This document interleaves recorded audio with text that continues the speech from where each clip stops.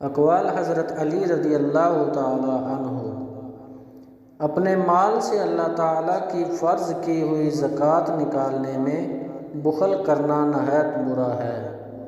جو شخص اپنے مال و دولت کی زکوٰۃ ادا کر دیتا ہے وہ بخل سے محفوظ رہتا ہے۔ بخل سے آخرت میں دوزخ کا عذاب حاصل ہوتا ہے۔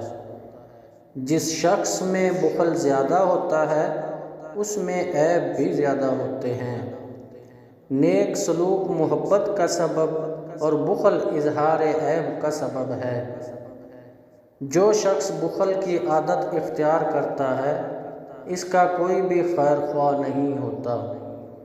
سب سے اچھا بھائی وہ ہے جو پورا خیر خواہ ہو۔ ہر حال میں اپنے بھائی کی امداد کر اور جس حالت میں وہ ہو اس میں اس کا ساتھ دے۔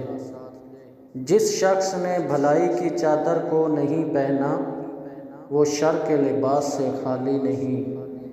وہ شخص تیرا بھائی نہیں ہے جس کی خاطر اور مدارت کرنے کی تجھے حاجت ہو۔